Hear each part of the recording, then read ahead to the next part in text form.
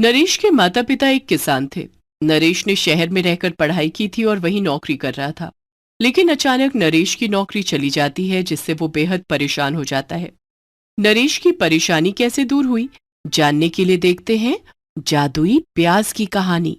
दिन भर काम करके नरेश ऑफिस से घर लौटा था। कितना थक गया हूँ। जब सारा दिन कुर्सी पर बैठकर काम करने में मैं इतना थक जाता हूँ, तो पिताजी खेतों में कड़ी मेहनत करके कितना थक जाते होंगे। मुझे माँ और पिताजी के सपने को पूरा करना ही होगा। गांव में एक बड़ा अस्पताल बनवाना होगा, जहाँ गरीबों का मुफ्त इलाज हो सके। नरेश के पिता ने उसे शहर में रखकर पढ़ाया लिखाया था। गरीब होने के बाद भी उन्होंने खूब मेहनत की और नरेश की पढ़ाई पूरी होने तक खेतों में काम करते रहे। नरेश का एक छोटा भाई था सुरेश। एक बार सुरेश काफी बीमार पड़ गया। गांव में कोई अस्पताल नहीं था।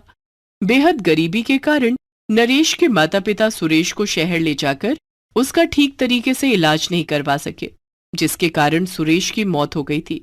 जिसके बाद नरेश के माता पिता ने नरेश को पढ़ने के लिए शहर भेज दिया। उनका एक ही सपना था कि नरेश पढ़ लिख कर बड़ा आदमी बन जाए और गांव में एक अस्पताल खुलवा दे। माता पिता के इसी सपने को पूरा करने के लिए पढ़ाई पूरी करने के बाद नरेश शहर में नौकरी कर रहा था। नरेश के पिता बहुत बूढ़े हो गए थे, इसलिए उन्होंने खेती का काम छोड़ दिया था। उस दिन काम से लौटने के बाद नरेश अपने बिस्तर पर लेटा था। तभी उसके पिता महेंद्र का फोन आता है। नमस्ते पिताजी। फोन पर नरेश के पिता खांस रहे थे। क्या हुआ पिताजी, आपकी तबीयत ठीक नहीं है? नहीं नरेश बेटा, मेरी तबीयत बहुत खराब है। पैसे भी खत्म हो गए हैं। मुझे दवाई लेनी है। तो कुछ पैसे भेज दे। ठीक है पिताजी, ये महीना अब खत्म होने ही वाला है। मैं आपको जल्दी ही पैसे भेज दूंगा। बेटा मैं ज्यादा इंतजार नहीं कर सकता। मुझे आज ही पैसे चाहिए। ठीक है पिताजी, मैं कुछ करता हूँ। नरेश ने अपने एक दोस्त से कुछ पैसे उधार मांगे और अपने पिता को भेज दिया। तुम्हारा बहुत बहुत धन्यवाद विजय। सैलरी आते ही मैं तुम्हारा उधार चुका दूंगा। लेकिन दूसरे दिन जब नरेश ऑफिस जाता है तो उसे पता चलता है कि उसे काम से निकाल दिया गया है। वो अपने बॉस के पास जाकर कहता है, सर आप तो जानते ही हैं कि मैं कितनी मेहनत से अपना काम पूरा करता हूँ, फिर भी आपने मुझे काम से निकाल दिया। नरेश, ऐसा नहीं है कि सिर्फ तुम्हें काम से निकाला गया है। देखो, कंपनी बहुत घाटे में चल रही है, इसलिए मैंने कंपनी बंद करने का फैसला किया है। तुम्हारे साथ साथ सभी कर्मचारी काम से निकाल दिए गए हैं, क्योंकि मैं तुम सबको तनख्वाह देने की हालत में नहीं हूं। I am sorry. नरेश की नौकरी चली जाती है, उसे तनख्वाह भी नहीं मिलती है। उदास होकर नरेश घर वापस आ जाता है। मेरी नौकरी चली गई है, अब माँ पिताजी को पैसे कैसे भेजूंगा? नरेश इसी चिंता में बैठा हुआ था कि तभी उसकी नजर अपनी कलाई पर बंधी घड़ी पर जाती है। ये घड़ी बेच देता हूँ और पैसे पिताजी को भेज दूंगा। नरेश घड़ी बेचने बाजार जाने वाला था, तभी उसका दोस्त विजय उसके पास आता है। अरे नरेश, आओ विजय, कैसे आना हुआ? तू तो जानता ही है कि हमारी नौकरी चली गई है। तूने जो मुझसे पैसे उधार लिए थे वो वापस कर दे यार। विजय, तुझे तो पता ही है कि मेरे पास पैसे नहीं है। अगर मेरे पास पैसे होते तो मैं तुझसे उधार क्यों मांगता? हमें सैलरी भी नहीं मिली है, अभी मैं तेरा उधार नहीं चुका सकता। उधार नहीं चुका सकता तो अपनी घड़ी मुझे दे दे। लेकिन विजय, ये घड़ी मैं तुझे नहीं दे सकता। नरेश, महीना खत्म हो गया, मुझे किराया दे दो। अंकल, आज मेरी नौकरी चली गई है और तनख्वाह भी नहीं मिली। अभी मेरे पास पैसे नहीं है, मुझे कुछ समय की मोहलत दे दीजिए, मैं किराया दे दूंगा। ठीक है, मैं तुम्हें 1 सप्ताह की मोहलत देता हूं। है 1 सप्ताह में किराया चुका देना भाई, नहीं तो जो है ये मकान जो है खाली कर देना। मकान मालिक वहां से चला जाता है। नरेश चिंता में डूबा हुआ था, जिस कारण उसकी भूख भी मर जाती है और वो बिना कुछ खाए सो जाता है। दूसरे दिन जब नरेश सोकर उठता है तो उसने देखा कि उसके मोबाइल फोन पर उसकी माँ शोभा के कई सारे मिस्ड कॉल थे। नरेश घबरा जाता है। वो अपनी माँ को फोन करता है। माफ करना माँ, कल मैं जल्दी सो गया था। क्या बात है नरेश बेटा, सब ठीक तो है ना? हाँ माँ, सब ठीक है। तो तू अभी तक कैसे सो रहा है? सुबह के 9 बज गए हैं। क्या तुझे आज ऑफिस नहीं जाना है? ओह, आज मैं लेट हो गया। कल ऑफिस में काम ज्यादा था, इसलिए बहुत थक गया था। अच्छा, अब मैं ऑफिस के लिए तैयार हो जाता हूँ। सुन नरेश बेटा, आज शाम को कुछ पैसे भेज देना। ठीक है माँ, मैं आज शाम को पैसे जरूर भेज दूंगा। ठीक है बेटा, अपना ध्यान रखना। नरेश फोन रख देता है। अब मैं क्या करूं? शाम को माँ को पैसे कैसे भेजूंगा? मुझे बहुत भूख भी लग रही है, मैंने कल से कुछ नहीं खाया। नरेश रसोई में जाता है और अपने लिए खाने का इंतजाम करने लगता है। वो अपने लिए रोटियां बनाता है। सब्जी तो कुछ भी नहीं है, बस एक छोटी सी प्याज रखी है। आज इस छोटी सी प्याज के साथ ही रोटी खा लेता हूँ। नरेश चाकू लेकर आता है और उस प्याज को काटने ही वाला था कि वो प्याज बोल पड़ती है। मुझे मत काटो नरेश, मैं एक जादुई प्याज हूँ। प्याज को बोलता देखकर नरेश डर जाता है और प्याज उसके हाथ से छूटकर गिर जाती है। मुझे उठाओ नरेश और संभाल कर रखो, मैं बड़े काम की चीज हूँ, तुम्हारी सारी मुश्किलें दूर कर सकती हूँ। तुम मेरी मुश्किलें कैसे दूर कर सकती हो? तुम तो एक छोटी सी प्याज हो। मैं देखने में छोटी हूँ लेकिन जादुई हूँ। अच्छा, तुम क्या जादू कर सकती हो? अभी दिखाती हूँ अपना जादू। उस प्याज के अंदर से ढेर सारे प्याज निकलने लगते हैं और सभी प्याज के पकौड़े में बदल जाते हैं। देखते ही देखते नरेश के घर में गर्मा गर्म प्याज के पकौड़ों का ढेर लग जाता है। इतने सारे प्याज के पकौड़े, लेकिन मैं इनका क्या करूंगा? नरेश, तुम इन प्याज के पकौड़ों को बेचकर पैसे कमा सकते हो। ये पकौड़े बहुत ही स्वादिष्ट हैं, जरा इन्हें खाकर तो देखो। नरेश एक पकौड़ा खाता है। हम्म, आह, ये तो वाकई में बहुत स्वादिष्ट है।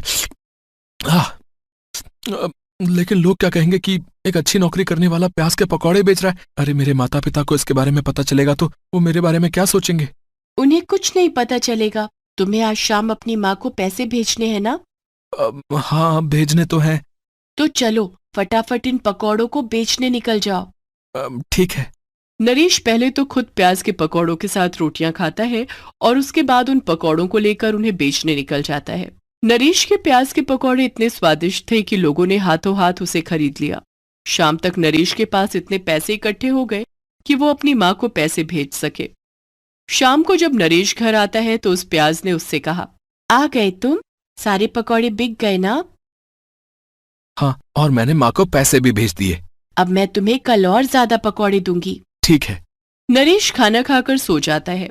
दूसरे दिन सुबह जब वो सोकर उठता है तो जादुई प्याज ने उसे पहले से भी ज्यादा प्याज दिए, जो पकौड़ों में बदल गए।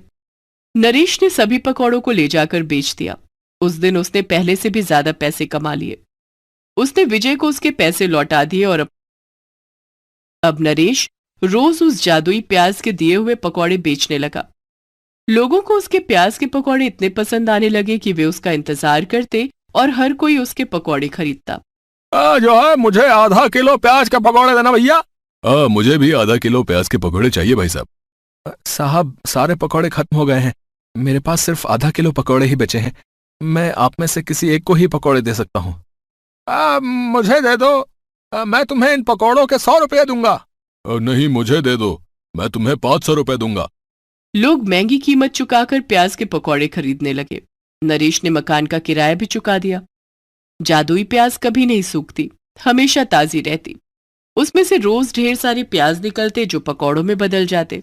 धीरे धीरे प्याज के पकौड़े बेचकर नरेश ने अपनी एक दुकान खोल ली, जिसमें वो पकौड़ों के साथ चाय भी बेचने लगा। दूर दूर से लोग उसके प्याज के पकौड़े खाने के लिए आते। धीरे धीरे उसका पकौड़ों का बिजनेस एक बड़े व्यापार में बदल गया। वो शहर के बड़े बड़े होटलों और रेस्तरां में अपने पकौड़े डिलीवर करने लगा। अब वो शहर का रईस बन चुका था। उसने गांव में एक अस्पताल बनवाया जहां गरीबों को अब मुफ्त इलाज होने लगा। इस तरह से नरेश ने अपने माता पिता के सपने को पूरा किया। गांव जाकर वो अपने माता पिता को शहर ले आया और सब साथ रहने लगे। बेटा, तूने शहर में नौकरी करके कितनी तरक्की कर ली है।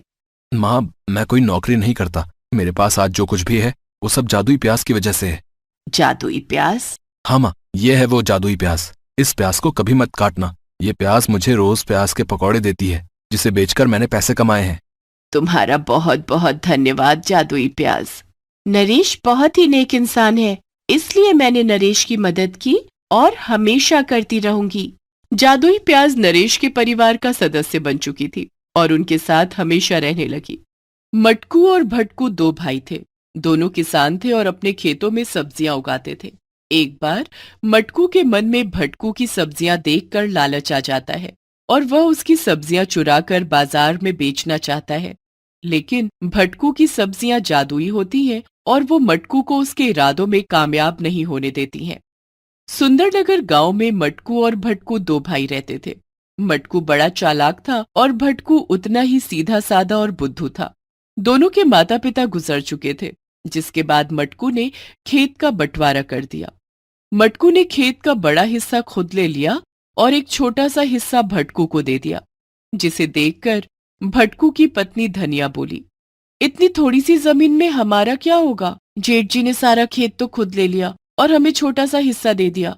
इतने में हम कौन सी फसल लगाएंगे? क्या पैदावार होगी और क्या मुनाफा होगा? हम तो भूखों मर जाएंगे। मटकू भैया ने कहा है कि वो मुझसे बड़े हैं और बुद्धिमान भी, इसलिए वो खेती ज्यादा अच्छे से कर पाएंगे। तुम चिंता मत करो, भैया ने कहा है कि जब वो अपनी फसल बेचेंगे तो कुछ पैसे हमें भी देंगे। मुझे नहीं लगता कि जेठ जी हमें कुछ देने वाले हैं। तुमने उनकी बात मानी ही क्यों? कुछ हमारे बारे में भी सोच लिया होता। पिंकी बड़ी हो रही है, इसे भी पढ़ाना लिखाना है, इसकी शादी करनी होगी। परेशान क्यों होती हो? सब ठीक हो जाएगा। हम अपने खेत में सब्जियां उगाएंगे और उन्हें बाजार में बेचेंगे। उधर मटकू ज्यादा खेत लेकर अपनी बुद्धिमानी पर खुश हो रहा था। कैसा बेवकूफ बनाया उस भटकू को। ज्यादा जमीन पर खेती करके मैं अमीर हो जाऊंगा और वो गरीब। जिंदगी भर मेरे आगे पीछे घूमेगा और मेरे आगे हाथ जोड़ेगा। मटकू के परिवार में उसकी पत्नी राधा और एक बेटा सोनू था। मटकू अब अपने खेत में धान की रोपाई करने लगा। उधर भटकू ने अपने खेत में बैंगन की फसल लगाई। मटकू ने देखा कि भटकू ने अपने खेत में बैंगन की फसल लगाई है। अगर भटकू की फसल अच्छी हुई तो उसे पैसे भी अच्छे मिलेंगे। मैं ये होने नहीं दूंगा। उस रात मटकू ने भटकू के खेत में जाकर सब्जियों की फसल में जहर का छिड़काव कर दिया। अब भटकू की सारी सब्जियां सड़ जाएंगी। मटकू हंसता हुआ वहां से चला जाता है। कुछ दिनों के बाद मटकू के खेत में धान की अच्छी फसल हुई, तो इधर भटकू के सारे बैंगन खराब हो गए। ये देखकर भटकू रोने लगा। ये क्या हो गया? मेरी सारी फसल खराब कैसे हो गई? अब हमारे पास बाजार में बेचने के लिए कुछ नहीं है। सोचा था बैंगन की सब्जियां बाजार में बेचकर कुछ पैसे आ जाएंगे, लेकिन अब तो हमारे हाथ कुछ नहीं लगने वाला। घर में खाने को अनाज नहीं है, तो मटकू भैया से कुछ पैसे मांग लाओ। उन्होंने कहा था ना कि वो अपनी फसल बेचेंगे तो कुछ पैसे तुम्हें भी देंगे। उनकी फसल अच्छी हुई है, उनका मुनाफा भी अच्छा हुआ होगा। तुम ठीक कहती हो, मैं मटकू भैया से कुछ पैसे मांग कर लाता हूँ। भटकू मटकू के पास जाता है और उससे कुछ पैसे मांगता है। अरे भटकू, मेरे पास पैसे कहाँ हैं? इतना कहकर मटकू रोने का नाटक करने लगता है। क्या बात है मटकू भैया? मैं अपनी फसल बेचने शहर गया था। फसल अच्छी हुई थी, इसलिए कमाई भी अच्छी हुई, लेकिन लौटते समय रास्ते में कुछ डाकुओं ने मेरे सारे पैसे छीन लिए। ओहो, ये तो बहुत बुरा हुआ भैया। कोई बात नहीं, अगर आपको मेरी किसी तरह की मदद की जरूरत हो तो मुझे बता दीजिएगा। मैं आपके लिए हमेशा हाजिर रहूंगा। ठीक है भटकू। भटकू अपने घर आ जाता है और धनिया को सारी बात बताता है। मुझे तो लगता है कि जेठ जी बहाना बना रहे हैं, वो हमें पैसे नहीं देना चाहते हैं। भला भैया ऐसा क्यों करेंगे? तुम तो बुद्धू हो। तुमने देखा नहीं भैया ने कैसे खेत का आधे से अधिक हिस्सा खुद रख लिया। भटकू और धनिया आपस में बात कर रहे थे, तभी पिंकी ने आकर कहा, माँ, मुझे बहुत भूख लगी है, कुछ खाने को दो ना। पिंकी बेटी, मैं अभी खाना बना देती हूँ, थोड़ी देर रुक जा। धनिया रसोई में जाती है और सोचती है, घर में तो खाने के लिए कुछ भी नहीं है, पिंकी को क्या खिलाऊं। धनिया रसोई के सारे डिब्बे खोल खोल कर देखने लगती है। उसे एक डिब्बे में थोड़े से चावल रखे हुए मिल जाते हैं। धनिया उसी चावल को पका देती है और पिंकी को खाने को देती है। ये क्या माँ, न दाल और न सब्जी, तुमने कुछ भी नहीं बनाया। पिंकी बेटी, मैं तुझे नमक देती हूँ, आज नमक के साथ चावल खा ले, कल मैं तेरे लिए दाल और सब्जी दोनों बना दूंगी। ठीक है माँ। पिंकी खाना खा लेती है, लेकिन भटकू और धनिया भूखे रह जाते हैं। धनिया मन ही मन सोचती है, आज का दिन तो निकल गया, लेकिन कल क्या होगा? कल पिंकी को क्या खिलाऊंगी? इसी चिंता में धनिया रात भर सो नहीं पाती है। दूसरे दिन धनिया सुबह उठकर घर में झाड़ू लगा रही थी, तभी किसी ने घर के बाहर दरवाजे पर आवाज लगाई। घर में कोई है क्या? धनिया बाहर निकलकर आती है तो देखती है कि दरवाजे पर एक सब्जी वाला खड़ा था। उस सब्जी वाले ने धनिया से कहा, बहन, क्या मेरी सब्जियों में छिड़कने के लिए थोड़ा सा पानी मिलेगा? मैं बहुत दूर से आया हूँ। सुबह 5 बजे ही अपने खेत से सब्जियां तोड़कर निकला हूँ। अब दिन निकल आया है, सूरज सिर पर है। मेरी सब्जियां कहीं सूख न जाएं, इसलिए इन्हें ताजा रखने के लिए थोड़ा पानी मिल जाता तो तुम्हारा बड़ा उपकार होगा। हाँ भैया, क्यों नहीं, आप रुको, मैं अभी पानी लेकर आती हूँ। धनिया एक लोटे में पानी लेकर आती है और उन सब्जियों पर छिड़क देती है और उस सब्जी वाले को भी पानी पीने के लिए देती है। तुम्हारा बहुत बहुत धन्यवाद बहन। तुम ये कुछ परवल, लौकी और करेले रख लो। नहीं भैया, मैं इन्हें नहीं ले सकती। क्यों नहीं ले सकती? इसके बदले में देने के लिए मेरे पास पैसे नहीं है। पैसे देने की कोई जरूरत नहीं है। ये एक भाई की तरफ से बहन के लिए उपहार है। ये सब जादुई सब्जियां हैं। जादुई सब्जियां? हाँ, इन सब्जियों के बीजों को निकाल लेना, फिर इनका जादू देखना। अच्छा, अब मैं चलता हूँ। सब्जी वाला चला जाता है। धनिया उन सब्जियों को लेकर भटकू के पास जाती है और उसे सारी बात बताती है। अब क्या ये सब्जियां वाकई में जादुई हैं? उस सब्जी वाले भैया ने कहा है कि इन सब्जियों में से बीज निकाल लेना, फिर इनका जादू देखना। ठीक है, ऐसा ही करते हैं। धनिया रसोई से चाकू लेकर आती है और वो उन सब्जियों को काट कर उनसे बीज अलग करती है। धनिया ने जैसे ही उन सब्जियों से बीज अलग किए, एक एक बीज फौरन हरी सब्जी बन गया। धनिया और भटकू का घर सब्जियों से भर गया। बीज से बनी सब्जियों को काटने पर उनसे निकले बीज भी फौरन सब्जी बन गए। इस तरह धनिया और भटकू एक ही दिन में ढेर सारी सब्जियों के मालिक बन गए। ये तो चमत्कार हो गया। ये तो सचमुच में जादुई सब्जियां हैं। अब हमें खेत में फसल उगाने की कोई जरूरत नहीं पड़ेगी। भटकू और धनिया दोनों उन सब्जियों को लेकर गांव में बेचने निकलते हैं, लेकिन मटकू उन्हें सब्जियां बेचते हुए देख लेता है। अरे, भटको के पास इतनी सारी सब्जियां कैसे आईं? मैंने तो इसकी फसल खराब कर दी थी।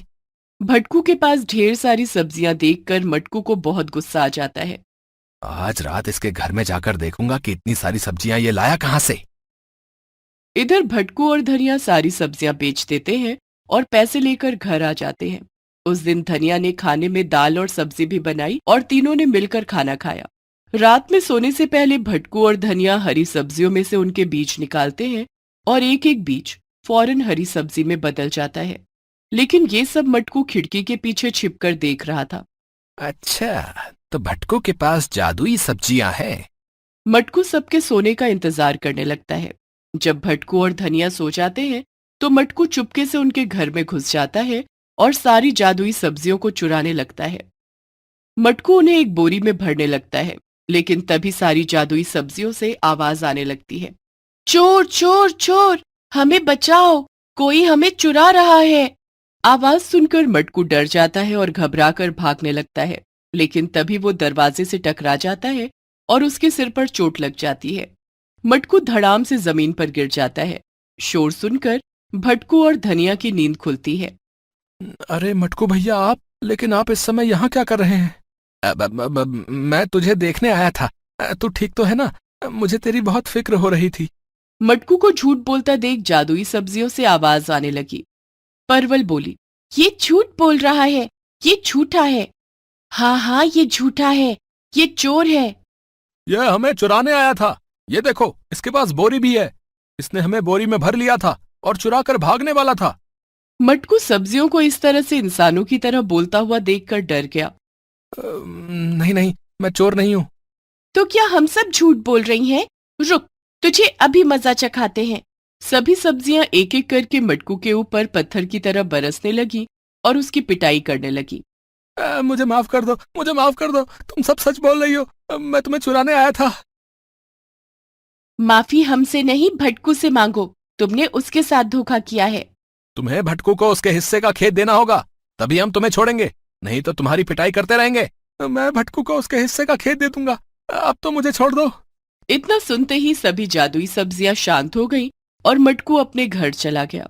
दूसरे दिन मटकू ने भटकू को उसके हिस्से का खेत दे दिया, जिस पर भटकू खेती करने लगा। जादुई सब्जियां अब भी भटकू के घर में रहती और रोज अपने बीज से हरी सब्जियां बनाकर भटकू को दे देती, जिससे भटकू और उसके परिवार की गरीबी दूर हो गई।